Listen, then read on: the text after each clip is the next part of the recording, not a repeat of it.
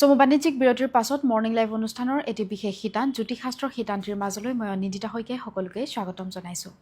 প্ৰতিদিনৰ দৰে আজিও আমাৰ সৈতে উপস্থিত আছে জ্যোতিষশাস্ত্ৰবিদ কিৰয়ং ডাঙৰীয়া। তেওঁ জনাব আজিৰ দিনটোৰ ৰাশিফল আৰু লগতে দিব গ্ৰহগতিৰ বহুতো বিধান। দাদা, আপোনাক স্বাগতম জনাইছোঁ আমাৰ অনুষ্ঠানৰ মাজলৈ। ধন্যবাদ, নমস্কাৰ। ৰাশিফললৈ যোৱাৰ পূৰ্বে আজিও আমাৰ অনুষ্ঠানৰ আৰম্ভণি গ্ৰহগতি আৰু যাত্ৰা সন্দৰ্ভতে কৰি লওঁ। হয়, আজিৰ গ্ৰহগতিসমূহ এনেধৰণৰ: লগ্নৰ বৃহস্পতি বৃষ ৰাশিত বহি আছে, মংগল আজি কৰ্কট ৰাশিত বহি আছে, আজি চন্দ্ৰ সিংহ ৰাশিত, কেতু আজি কন্যা ৰাশিত বহি আছে, আজি ৰবি মেষ ৰাশিত। আজিৰ দিনটোত মীন ৰাশিত শুক্ৰ, শনি, বুধ আদি গ্ৰহ বহি আছে। আজি 6 মে তিথি শুক্লা নৱমী, পাছত শুক্লা দশমী তিথি, ধ্ৰুৱ যোগ, সিংহ ৰাশি, ক্ষত্ৰিয় বৰ্ণ, মঘা নক্ষত্ৰ। আজি দেৱাৰীগণ, যাত্ৰা নাই, ৰিক্তাদোষ আছে, শুভকৰ্ম নাই। আজিৰ দিনটোত লাও খোৱা নিষেধ। এতিয়া আহিছোঁ দিনটোৰ ৰাশিফললৈ। প্ৰথমতে মেষ ৰাশিৰ ফলাফল।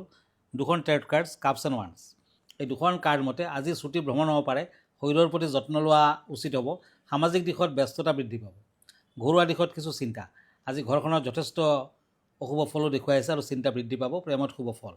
দিনটোত আজি পাৰিলে ঘৰখনত গংগাজল ছটিয়াওক, শুভ ফল দিব। Green colour lucky, maroon colour unlucky.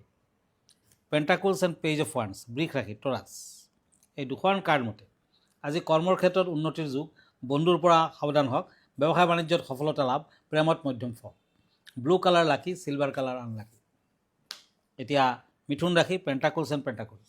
এই দুখন কাৰ্ড মতে আজিৰ দিনটোত নিজৰ ভুলৰ বাবে বিপদত পৰিব পাৰে, সাৱধান হওক, ব্যৱসায় বাণিজ্যত শুভ ফল, কৰ্মৰ ক্ষেত্ৰত নিজৰ আধিপত্য বজাই ৰাখক। আজি কৃতকাৰ্যতা আহিব, প্ৰেমত কষ্ট আছে, বিদ্যাত শুভ ফল। আজিৰ দিনটোত এটা বা দুটামান তুলসী পাত খাই যাত্ৰা কৰক, শুভ হ'ব।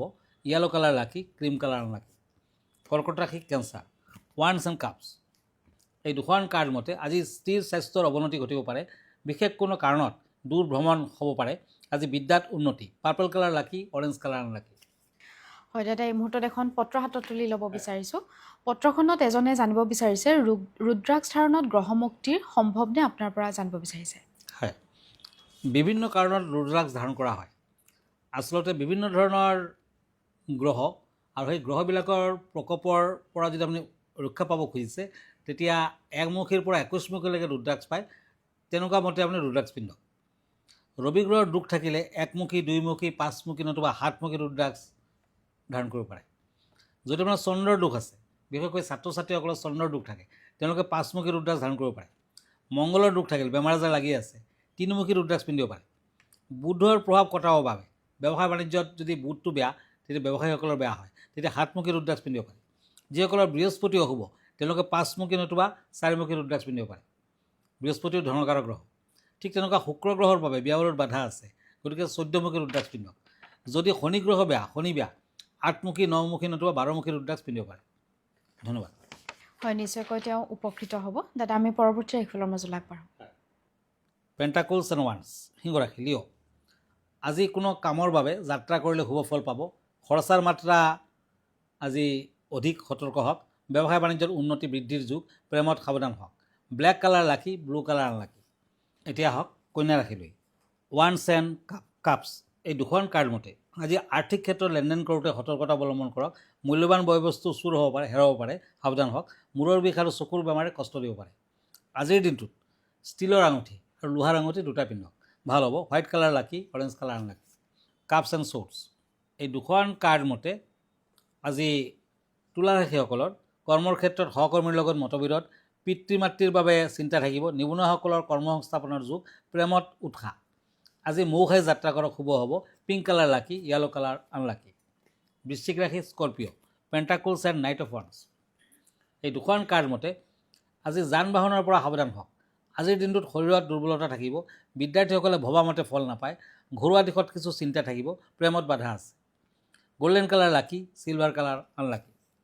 হয় দাদা, আমি পৰৱৰ্তী ৰাশিফলৰ মাজলৈ আগবাঢ়িম।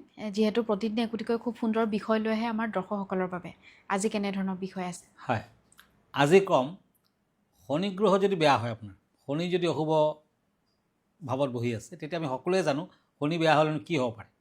সকলো ক্ষেত্ৰতে বাধা, অপয় অমংগল, অশান্তিয়ে লাগিয়ে থাকে। গতিকে শনি গ্ৰহৰ বাবে বহুতে নীলম পিন্ধে, কিন্তু যথেষ্ট কষ্টলি হয় দিয়ক। ইয়াৰ সলনি আপুনি শনি যন্ত্ৰম এটা ইউজ কৰিব পাৰে। আচলতে যন্ত্ৰম এনেকুৱা এটা ছায়েন্স, এনেকুৱা এটা বিজ্ঞান, আমাৰ ঋষি মুনিসকলে তাহানিৰ দিনত সেই যন্ত্ৰমটো কিন্তু আৱিষ্কাৰ কৰি থৈ গৈছে। জ্যামিতিক তাত কিন্তু বিভিন্ন ধৰণৰ আৰ্ট কৰা থাকে আৰু ইয়াৰ ওপৰত মন্ত্ৰোচ্চাৰণৰ মাজেৰে সেই যন্ত্ৰমটোক জাগৰিত কৰা হয়। নিজৰ উইল পাৱাৰটো আৰু নিজৰ বিভিন্ন ধৰণৰ মেডিটেশ্যনৰ দ্বাৰা যন্ত্ৰমৰ পাৱাৰ আনি থোৱা হয়। তেতিয়া সেই যন্ত্ৰমটো যদি আপুনি ইউজ কৰে পাৰ্টিকুলাৰ সেইটো গ্ৰহৰ বাবে আপুনি যথেষ্ট শুভ ফল আশা কৰিব পাৰে। ঠিক তেনেকুৱা শনি গ্ৰহৰ বাবে শনি যন্ত্ৰ। কালসৰ্প যন্ত্ৰম। কালসৰ্প যন্ত্ৰ হৈছে কালসৰ্পটোক নাশৰ এক গুৰুত্বপূৰ্ণ উপায়। জন্মকুণ্ডলীত ৰাহু আৰু কেতুৰ বিশেষ সংযোগে কালসৰ্পটোক সৃষ্টি হয়। এই দোষে জীৱনত বাধা, বিপৰ্যয় আৰু মানসিক অস্থিৰতা আনিব পাৰে। কালসৰ্প যন্ত্ৰম পূজা কৰিলে এই দোষৰ প্ৰভাৱ কমে।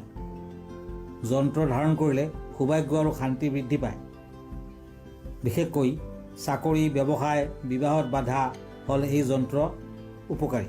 ইয়াক স্নান কৰি শুদ্ধৰূপে স্থাপন কৰা উচিত। সোমবাৰ বা নাগ পঞ্চমীত এই যন্ত্ৰ স্থাপন কৰাটো শ্ৰেয়। দুধ, চন্দন আৰু বেলপাতেৰে দেৱতাৰ পূজা কৰিলে ফল অধিক হয়। বিশ্বাস, নিষ্ঠা আৰু নিয়মেৰে ব্যৱহাৰ কৰিলে কালসৰ্প যন্ত্ৰে আশ্চৰ্যজনক পৰিৱৰ্তন আনে। হয়, ভিডিঅ'টিৰ যোগেদি খুব সুন্দৰকৈ তেওঁ ব্যক্ত কৰিছে শনি যন্ত্ৰমৰ বিষয়ে, কেনেধৰণে শনি যন্ত্ৰমৰ ব্যৱহাৰ বা তাৰ উপায় বা প্ৰতিকাৰ কি কি আছে, খুব সুন্দৰকৈ তেওঁ ব্যক্ত কৰিছে। দাদা, আমি পৰৱৰ্তী এফিলৰ মাজলৈ আগবাঢ়ো। হয়, এতিয়া ওৱান্স ধনুৰাশি চেটেৰিয়াছ। আজি শিল্পী সাহিত্যিকৰ বাবে শুভ ফল, সন্তানৰ শুভ, নিজ হাতেৰে টকা পইচা লেনদেন কৰিব, ব্যৱসায় বাণিজ্যত মধ্যম ফল, প্ৰেমত আনন্দ লাভ। লাকি কালাৰ হ'ব মেৰুণ কালাৰ, আনলাকি কালাৰ হ'ব ৰেড কালাৰ।